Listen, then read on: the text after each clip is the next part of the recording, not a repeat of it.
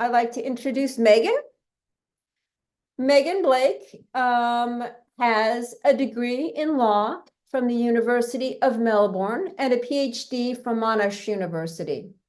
She has worked in policy, research, and project management and has taught at secondary and tertiary levels.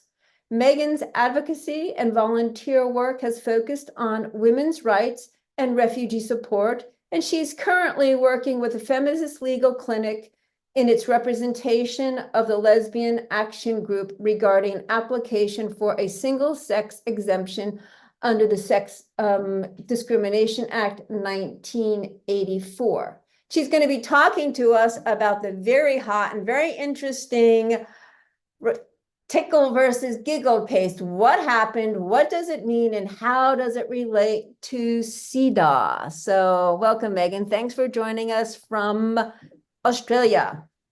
So the Tickle and Giggle case is kind of like the app against the chap.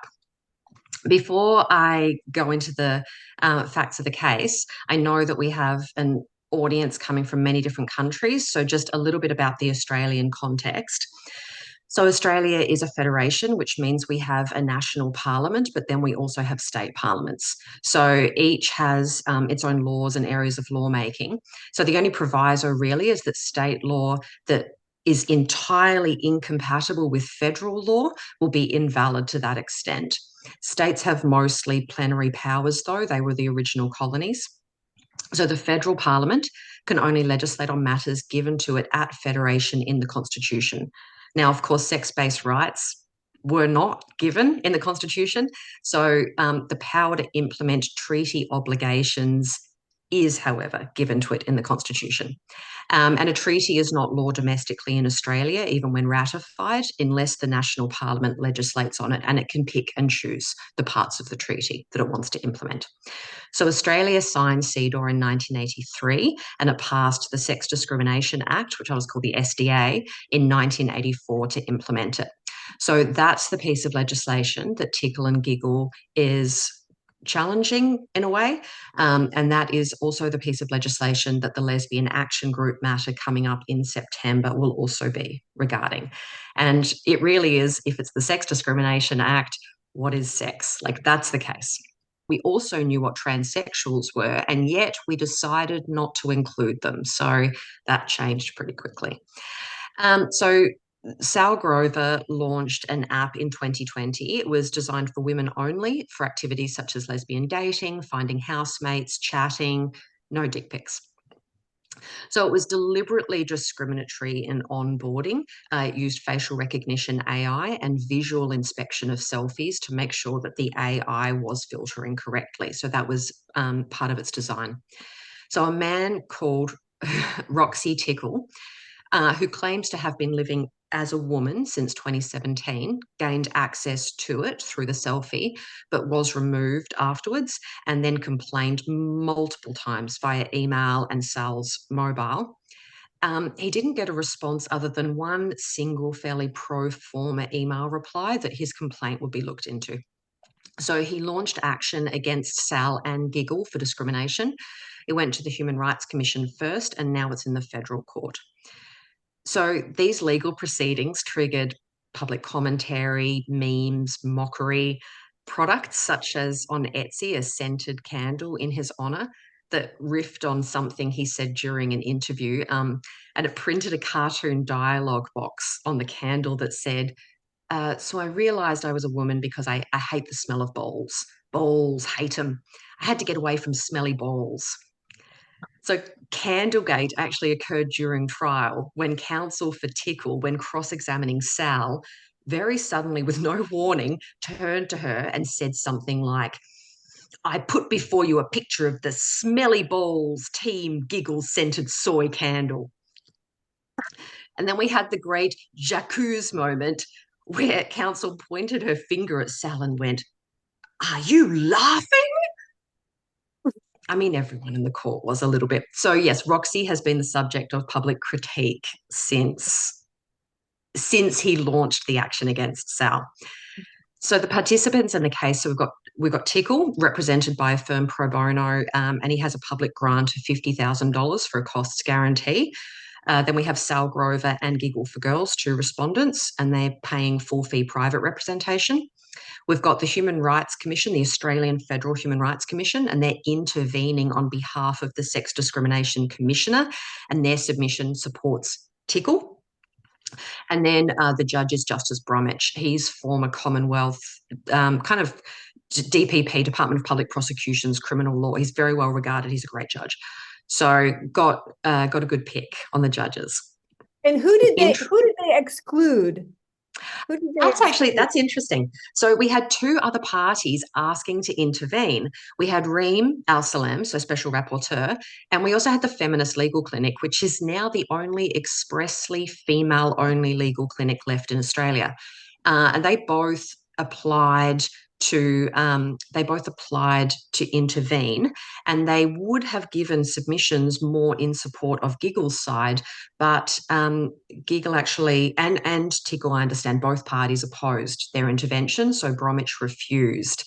So we just had the Human Rights Commission, which is also interesting from the perspective of future cases, because of course the Lesbian Action Group case is directly against the Human Rights Commission. So it's nice to see their arguments first and maybe prepare for them, but we'll have to see what the outcome of this case is.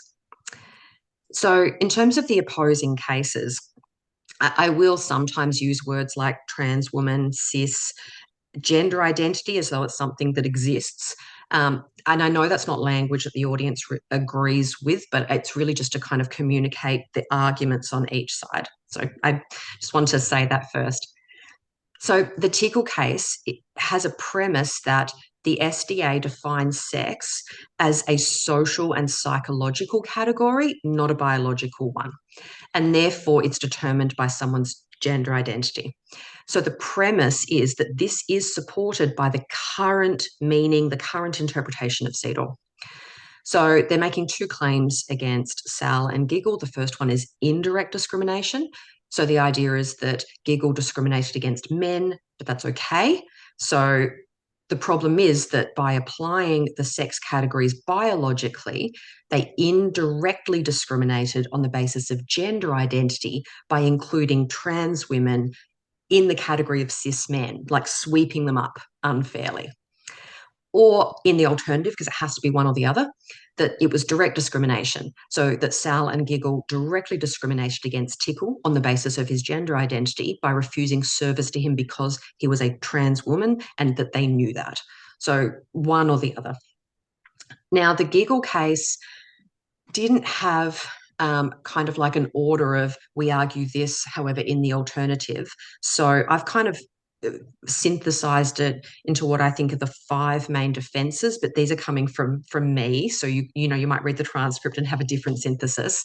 But I think that the first defense is that Tickle was excluded purely on the basis of his male sex and gender identity was irrelevant. Therefore, there's no direct discrimination.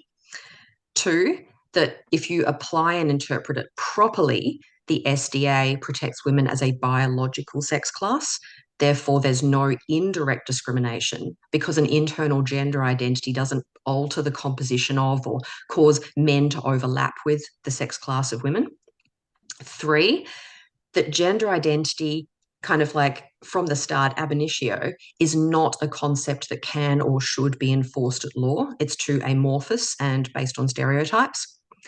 Four, that the SDA is only valid if it implements CEDAW, and that CEDAW does not define sex by gender identity, so directly in opposition with the AHRC's claim and Tickle's claim. And then the last one is that if the SDA is in fact bound to protect biological sex under CEDAW, then state laws defining sex by gender identity must be invalid to some extent. And that, of course, for Australia is important because every single state and territory in Australia defines sex largely by gender identity. We have a few kind of, you must have a medical procedure, but by and large, every reference to sex in our legislation is a reference to self-identified sex identity. You've got a number of questions in the case. So you've got your factual issues and then you have your legal issues. Now, of course, the factual issues could determine the case. in one sense, this would be a disappointing outcome because the legal questions are so urgent. If it's determined on a factual issue, that's not going to move the law at all. So that's not going to really set precedent. But on the other hand, that would also stop an undesirable precedent from being set on the law. So we don't know how Bromwich is going to go. But they're just questions like, is the app a trading corporation? Did Sal receive the emails and therefore deliberately fail to respond to them? If she did fail, was it for reasons of his gender identity? Has he in fact been, living as a woman, shopping on this particular side of Kmart or Target versus that side came up multiple times across the 3 days? Are the public tweets Sal's responsibility in the sense that they can aggravate the damages payable to Tickle? So it's, can you aggravate your damages simply by continuing to call a man if he's suing you for calling him a man? Well, let me ask you a question because I was following the tribunal tweets on the second day, and there was from Tickle's side this line of argument questioning about kindness was Sal. Where does that? I mean, I was like, what? How does kindness? Is this a factual thing? What does kindness? Yeah, You look, know, I'm not sure. I'm not sure whether, so no, the Tickle's counsel did literally ask Sal under cross-examination, do you think this is kind? I know And you're that's like, like what I mean, give me who the cares? I know, but that's what I really wanted to find out. Where's the legal, what's legally up? Yeah, why are we asking that question? What's the motivation? I think it goes to two things. Look, it wasn't spelled out really expressly, but I think that they asked that because it goes to two things in their eyes. I think the first thing it goes to is this idea of direct discrimination, deliberately excluding or refusing service to him. And so if you're willing to be unkind to him by refusing to call him a woman, refusing to call him she, then it suggests maybe that direct discrimination was more likely. So I think that that was half of what they were trying to get across. But the other half is, of course, the aggravated damages claim. So he's asked for $100,000 in base compensation and $100,000 in aggravated damages. And there was a lot of time spent on, Sal basically just being a meanie and supporting mean things. Yeah. And I think that a big part of that was potentially trying to emotionally position the hearing as a mean woman against a poor Right. trans woman, because also, Sal is an attractive woman. She's a very good speaker. Tickle is a very unattractive man, and he's not a particularly good speaker. So you do have, if you just look at it from, the optics, you do have that kind of imbalance. And I think that they might have been trying to play that a little bit. It's like, look at this woman who's like making this poor guy, trans woman, feel bad, I feel like that might have been a little bit of it as well. Oh yeah. I mean, and there's the moral, the moral flavor of it is just, ooh, witch hunt, I Well, mean, her first question, her first, so when I say sorry, her, I Barbo. mean counsel for Tickle.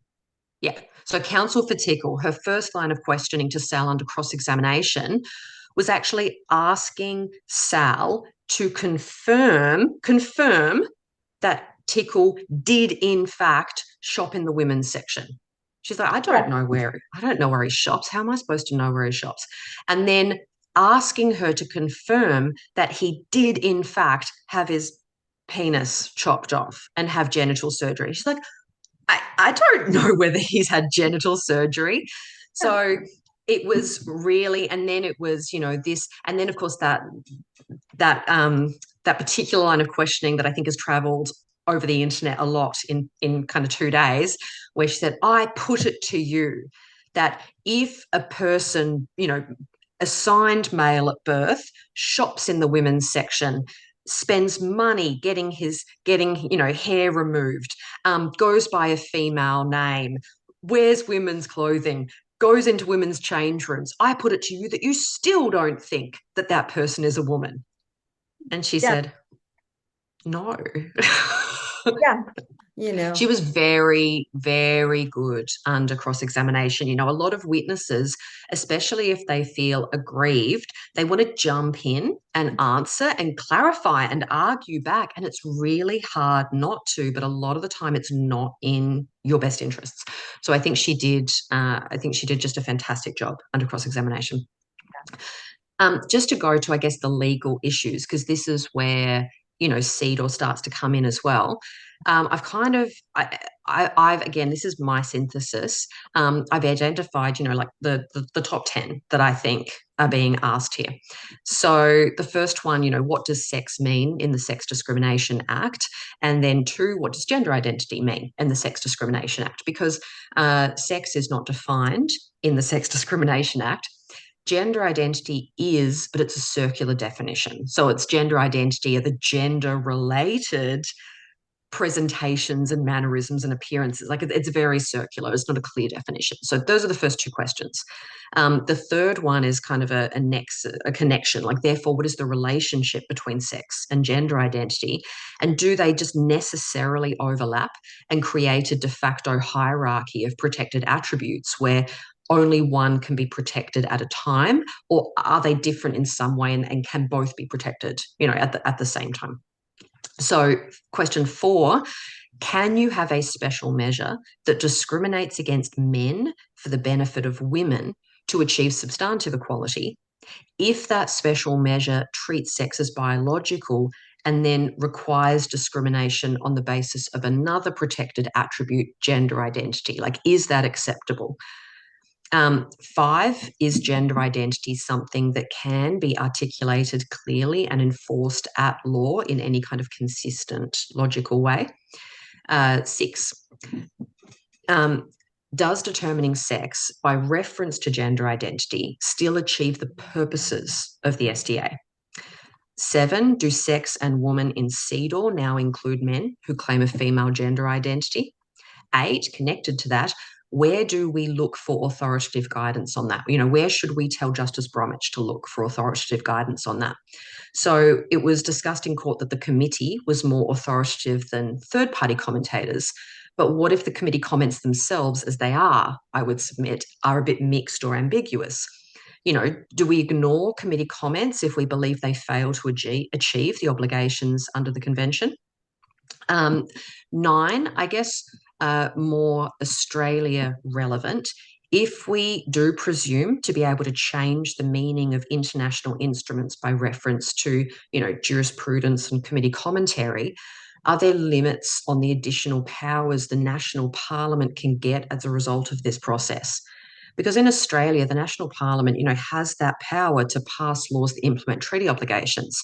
If we interpret treaty obligations radically differently over time, does this just give the National Parliament infinitely changeable powers?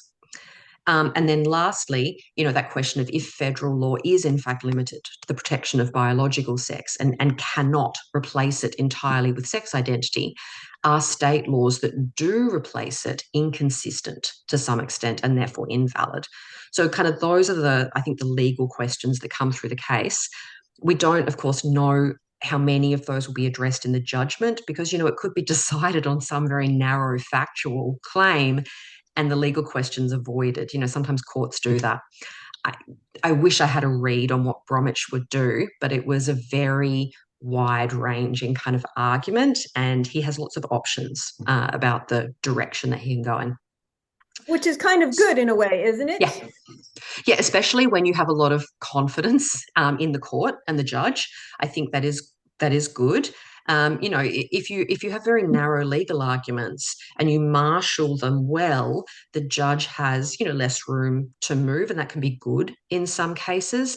But I do think this particular issue maybe benefits from being left open a little bit. Look, I guess we'll see. 6 weeks to 6 months, I reckon, as the outside frame. I guess two things that I kind of wanted to bring up as questions that I wish had come out more in the case, that I think now we need to do a little bit of further work on. So the first one is the question of the comparator. So under federal law in Australia, to prove discrimination, you need to identify the appropriate comparator. So the comparator is the person who has the same material features as you, other than like the one you believe were discriminated against. And you show that your comparator received better treatment than you did, ergo, it must be because of the one feature that you took out. So in Australia, the comparator for a trans woman is assumed to be a cis woman. But I question this on its own merits. Yeah. So outside my critique, I question it on its own merits. And I really wish it had been challenged. Because according to transgender ideology itself, the thing that shifts a man from the male sex class to the female sex class is his gender identity. So if you remove his gender identity to find the person who's materially the same otherwise, you are left with a man. Your comparator, I don't think is necessarily the group that you want to be associated with your protected attribute. It's the group you would belong to without it. You know, the comparator for a pregnant woman is not like a pregnant man. It's a non-pregnant woman. You know, like you've kind of got to take the Yeah, right one yeah, out. yeah. But that was just accepted that, okay, that is the comparator. And I would like that to be teased out a little bit more. Another question that was kind of implied in the arguments, but I don't think it was addressed as directly as I had hoped from any party, including the Human Rights Commission, was why one interpretation of CEDAW should be favoured over another. Because, we have the AHRC's interpretation, which is that the committee has made comments that do include men in the protection category of the convention by virtue of their claimed gender identity. Australia, for instance, is still labouring under the 2018 recommendation in response to our last progress report that we allow men in New South Wales to self-identify into an altered birth certificate, and that we're in breach of CEDAW obligations if we don't do that. So, like, these are the kinds of comments that the AHRC and therefore Tickle relied on to show that CEDAW does include men claiming to be women in its ambit, and that it now defines sex by sex identity. But then we have Giggle's interpretation, which was substantially identical with Reem Al-Salem's position paper, because the paper was read verbally into Giggle's closing submissions, kind of in lieu of their own arguments on CEDAW. And just like the AHRC, I thought it kind of didn't really deal with examples from the committee that didn't fit their interpretation. So I don't think that, so instead of both sides arguing or acknowledging the factual validity of points on the other side, and then directly addressing why their position is the stronger one on textual grounds, purposive grounds, and policy grounds, it was a little bit more, this is what the committee says, they don't say that. And then on the other side, no, this is what the committee says, they don't say that. And, I think that if we look at a lot of the commentary, they say a range of things on both sides and it's not clear. And so I really want to look at those two competing arguments of interpretation. Do we adhere as closely as possible to the, original or intended meaning? Because that will sometimes best achieve the purpose of that law and positive policy outcomes. But, on the other side, sometimes we actually do want to evolve a meaning over time because the views and needs of society will sometimes change. And so this will be the better way of achieving that. And I think both approaches are valid, but it depends on the facts of each case. Australia, for instance, evolved the meaning of two-way communication devices, such as telegraphs and telephones in the Constitution, to also include one-way broadcast devices, such as radios and TVs. So, this was a living tree approach, and it was arguably right for that context. But is it right for the meaning of sex in CEDAW and the SDA, or will a living tree approach actually undermine the purpose rather than kind of keep it contemporary? like, and now I have an opinion on this, of course. I think it's probably the same as yours. But that doesn't mean the other approach is invalid in principle. So I just don't think it works in this case. And Justice Bromwich tried to engage the parties on this, but it kind of never really came out clearly. It was more, this is what CEDAW covers, as opposed to, okay, well, CEDAW could cover these competing options, but this is why I think CEDAW should cover this one of them instead of the other. And I think we need to do that because I don't think it works to convince the other side as much. So I guess that was those 2 points. I really walked away from the case wanting to find a way to tease those 2 out a little bit more. So sorry, I'm not really watching the chat, but I just saw someone say a living tree approach with a question mark. So that's just, I guess, a shorthand for the approach to interpretation that evolves the meaning of words over time, as opposed to a more originalist textual approach. So, sometimes in law, the living tree approach will be the best way to achieve the purpose of the law and the policy objectives. Otherwise, the law just becomes out of date and irrelevant. Mhm. Other times in law, you don't want to do that because it actually takes law away from what it's trying to achieve in the first place. Like, it undermines it. Yeah. And I think we need to be able to articulate why. Yeah, and I mean, And I at know this, women do. Sorry, I don't mean to be. Yeah, I'm not saying that women don't across the world. I know that women do. In this case, I found that something I wanted more of, I guess I would say. As ridiculous as it feels, arguing things that seem patently obvious, unfortunately, when the other side doesn't think it's patently obvious, and when the other side is in charge of deciding what the law is, no, we need to. I totally hear you on that. Yeah. I totally get that from the standpoint of the legalities of it. But and at the same time, I mean, with this concept of gender identity, really, got roots now. It's not just floating Yeah. around. It's got really serious implications, the roots of it. How then this idea of sex, you know what I mean? I don't know. It just means There are people who are opportunists and don't genuinely believe that protecting gender identity is the most effective way of, protecting whatever they think they're protecting. I know there are definitely bad actors out there, but there are people who are well intentioned and have somehow come to the conclusion that this is the best way of protecting society. And those are the people that I'm most interested in talking to, because the bad actors and the perverts and the fetishists, not my target audience. So I'm more interested in the people who do think that what they're doing, what they're supporting, is genuinely the right way to protect women, however they conceive of women. And I really want to, talk to those people and really argue why that is misconceived. Was Tickle required to be called she in proceedings?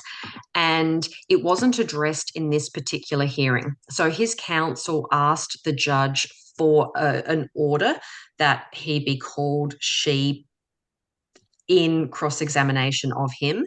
But that wasn't opposed by Giggle, but then they chose not to cross-examine him. So no order was made regarding it. The judge did refer to Ms. and she. In Australia, it's left up to, or in Victoria in particular, it's left up to the discretion of each individual judge, and they can make an order saying yes. A lot of the time, I have to be honest, it's a strategic decision to do it because, you're worried in court about uh, about looking in contempt, looking like you're trying to be disrespectful, maybe jeopardizing the case for your client. But then you have to balance that against the exact principle that you're trying to stand for and trying to protect. So Sal said Ms. Tickle. She wasn't ordered to, but she did. But she also said he. So she used a combination. Counsel for Sal, I think, just kind of tried to avoid it entirely, honestly. Said is a man, is a biological man, but I think sometimes it's easy just taking the pronouns out. But yeah, no order was made. It could have been made though, and Bromwich is able to decide either way. Biological sex is no longer a protected class. The gender identity argument is interesting. There's kind of an underlying assumption in Australian law that every person does have a gender identity. There's no real option for someone not having one. But the way that the law plays out, it seems to kind of go along these lines. We have a legal sex class of women. Within the legal sex class of women, we have women with a gender identity of cis woman, and we have women with a gender identity of trans woman. So they're men. So that's the sex class of women. And then you either have the gender identity of cis or you have the gender identity of trans. And that's based on what your underlying body was assigned as at birth. So the discrimination wasn't against anyone with a gender identity. The discrimination alleged was against any woman legally with this specific gender identity of trans. Could the decision in Sappho's party case 2008 affect Justice Bromwich's decision in this case? I asked because it was ruled that Sappho's was a private event, and so the man IDing as a woman could not claim discrimination. And I asked because Sal's Giggle app is a private business. Would this help his decision? Yeah, unfortunately, there is a permanent exemption in the Act for private membership-based clubs. So if it's a membership-based club, then it can, but the app doesn't come under the exact definition of a membership-based club. It's a company service provided to the general public, as opposed to a club. So Right. yeah, like clubs have like the membership fee in the constitution, and it's just a slightly different legal structure. Yeah, unfortunately, that there was argument over whether it was a trading corporation for the purposes of the constitution to kind of back up the SDA if CEDAW fell. But that was the only discussion in that. Sorry, I did actually just want to say, if any woman on the chat or listening to the webinar knows of cases, particularly from other countries, where courts have grappled with some of these same questions, like the top 10 legal issues that I went through before, that would be really helpful. We'd love to hear about those because we don't really know so much about internally within other countries where the courts have looked at what the meaning of sex now is in CEDAW according to their internal domestic judgment, what materials they relied on as more authoritative, what materials less authoritative. So that kind of jurisprudence would be really beneficial if anyone had knowledge of those kinds of things.